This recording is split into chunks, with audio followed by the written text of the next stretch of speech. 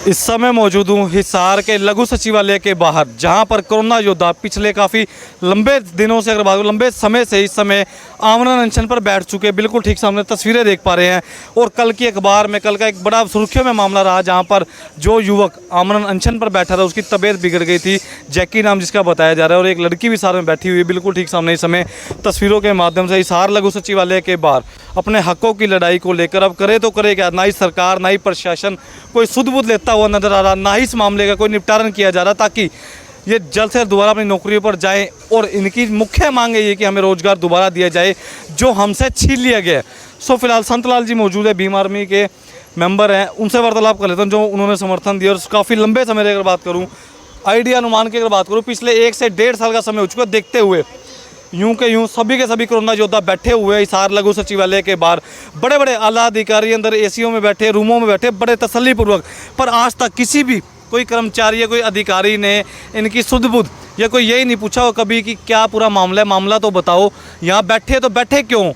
आते हैं जाते हैं, हज़ारों की भीड़ आ रही है, हज़ारों की भीड़ जा रही है, पर उसके बावजूद भी आज तक ना ही किसी ने सुध-बुध ली और ना ही कोई बड़े से बड़े आला अधिकारी नेता राजनेताओं ने। सो फिलहाल संतलाल जी मौजूद है, कर लेता हूँ वार्तालाप। नमस्कार जी। क्रांतिकार पत्रकार महोदय, आपके चैनल का भी बहुत बहुत शुक्रिया, धन्यवाद। संतलाल जी एक बताइए, इस मुद्दे को किस प्रकार से देख रहे हैं आप? लंबा समय हो चुका है, 1 से 1.5 साल का समय। सभी के सभी कोरोना योद्धा, जब कोरोना की बीमारी थी तो बुला लिया गया, उसके बाद निकाल दिया गया। लड़की भी बैठी है, 2 लड़के भी बैठे। कल लड़के की तबीयत भी खराब हुई थी, भगवान ना करे कुछ हो जाता तो उसका जिम्मेवार कौन था? सर, इसका जिम्मेवार तो हरियाणा सरकार, माननीय मनोहर लाल खट्टर जी, दुष्यंत चौटाला जी, हिसार के डीसी मैडम और हमारे स्वास्थ्य जो सीएमओ मैडम, इसके जिम्मेवार है। क्योंकि 6 महीनों से लगातार इधर आमरण अनशन पर जो आज नहीं बैठे हैं, ये लगातार 6 से 7 महीनों से लड़ाई लड़ते आ रहे हैं। इन्होंने सीएमओ मैडम को तालाबंदी की, इन्होंने पीडब्ल्यूडी की एक्शन के ऑफिस की तालाबंदी की, इन्होंने हिसार बंद इन्होंने कामयाब किया। इन्होंने हरियाणा के मुख्यमंत्री और दुष्यंत चौटाला जी की मनोहर लाल खट्टर का पुतला जलाने का काम किया। लगातार 6 महीनों से सर्दी में धूप में लड़ाई लड़ते आ रहे थे और अब हार के थक करके इन्होंने ये कदम उठाया है। ये आमरण अनशन पे हैं 3 दिन से, न तो कुछ पिया है न कुछ खाया है। इनकी हालात नाजुक है।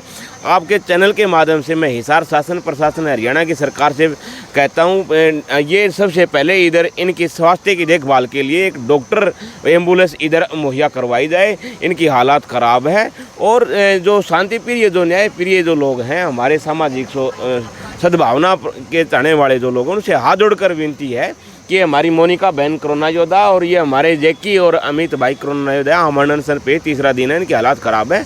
और आप लोगों से हाथ जोड़कर विनती है, घर से निकलिए और इनकी न्याय की आवाज़ को बुलंद करने का काम कीजिए। क्योंकि ये तानाशाही सरकार से सीधा टकराने का काम इन लोगों ने किया है और इनका बहुत बड़ा कदम है। और इनके जोश जुनून जज्बे को सलाम करना चाहिए और आप लोगों को इनके आकर के इसकी सहयोग करना चाहिए।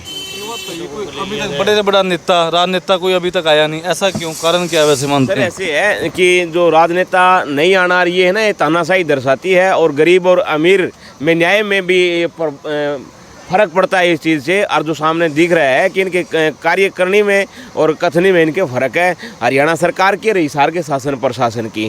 क्योंकि इनको नौकरी से हटा करके इनकी जगह दूसरे लोगों को भर्ती करना ये कहलाता है कि धांधली है सिस्टम के अंदर। और वो धांधली करके यहाँ की सीएमओ मैडम ने, डीसी मैडम ने अन्य लोगों को किया और इनको पेट पर लात मारने का काम किया। ये आज जान से इनके जान बनी आ रही है और ये 3 दिन से भूख हड़ताल पे आमरण अनशन पे बैठे हैं।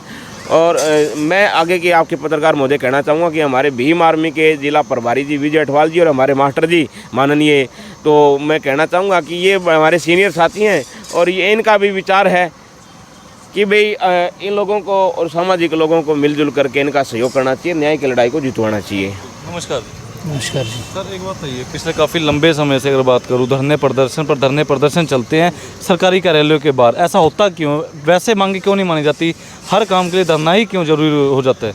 धरना प्रदर्शन इसलिए रहता है कि जो सरकार के जो नुमाइंदे बैठे हुए हैं और जो सरकार पर राजनीतिक लोगों का जो दबाव है, वो जो दबाव है वो लोग झेल नहीं पाते। जिस कंडीशन के अंदर जिस वक्त इन लोगों ने काम किया, कोरोना की बीमारी के अंदर अपनी जान को बाजी लगा करके उन लोगों की सेवा की और उसके बाद इनको निकाला गया और उसके बाद उन लोगों को रख लिया गया जिन लोगों ने उस वक्त काम भी नहीं किया था। और सरकार से, प्रशासन से आग्रह है कि इनको जल्द से जल्द इनको न्याय दिया जाए और इनकी नौकरी बहाल की जाए। तो ये बताइए, फिलहाल अब परिस्थिति ऐसी है, नाजुक है, क्योंकि तीनों आमरण अनशन पर बैठे हैं, हालत गंभीर होती जा रही है, क्योंकि भूखे रह पाना एक आम व्यक्ति के लिए बहुत बड़ी बात है। तो क्या लगता है भगवान, अगर कुछ 19 की अनहोनी घट जाती कोई घटना किसी के साथ भी, उसका जिम्मेवार कौन है सीधे सीधे तौर पर? देखो, सीधे तौर पे प्रशासन इसका जिम्मेवार है। जल्द से जल्द प्रशासन को इस ओर ध्यान देना चाहिए और इनको जल्द से जल्द नौकरी पर रखना ज़रूरी समझा जाए। कहना चाहेंगे सर? देखिए सर, रात को हम लोग 2 बजे आए, जिसमें ये हमारी बहन है मोनिका, उसकी तबीयत ख़राब होती है। हम लोग सामाजिक संगठन में कार्य करते हैं, भीम आर्मी जो हमारा संगठन है उसमें हम काम करते हैं। रात को 2 बजे धरने पे से कॉल आती है और ये बोला जाता है वह लड़की है जो मोनिका है, इसकी तबीयत ख़राब होती है। हम रात को 2 बजे उठ के आते, PCR को बुलाते, PCR बीटी करती है, फिर एम्बुलेंस आती है, एम्बुलेंस चेक करके जाती है। एम्बुलेंस का जो डॉक्टर है वो भी ये बार बार में बताता है कि भाई इन लोगों की जो तबीयत है वो बार बार बिगड़ती जा रही है। वो अपनी तरफ से लिख के भी गए हैं कि यदि इसको अब की बार दोबारा से यदि उल्टी या इसकी छाती में दर्द होता है तो इसको ज़्यादा दिक्कत हो जाए, जिससे एडमिट करवाना पड़ता है। लेकिन प्रशासन क्या है, प्रशासन सुनने का काम ही नहीं कर रहा है। हम लोग CID के लोगों को बार बार में बोल रहे हैं कि जो ये धरना है, जो कोरोना योद्धा है, इन लोगों की बात ऊपर तक पहुंचाई जाए, लेकिन कोई ना तो CID का लोग ना प्रशासन के लोग कोई इनकी सुनवाई नहीं कर रहा है।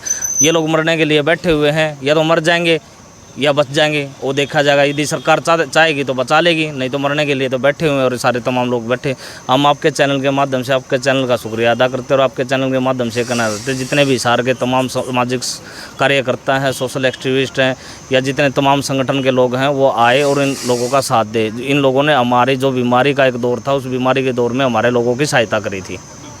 तो फिलहाल जितने भी हरियाणा लेवल के वासी HBN के साथ जुड़े हुए हैं, कृपया कर इस वीडियो को ज़्यादा से ज़्यादा शेयर करें ताकि इनकी आवाज़ ऊपर तक पहुँच सके और इस चीज़ का समाधान निकले। और जो 3 इस समय आमरण अनशन पर बैठे हैं, भूख हड़ताल पर अगर बात करूँ, बिल्कुल ठीक सामने तस्वीरों के माध्यम से, अगर भगवान ना करे कोई अनहोनी घटती घटना तो उसका जिम्मेवार कौन है? कमेंट सेक्शन में कमेंट करना ना भूलें।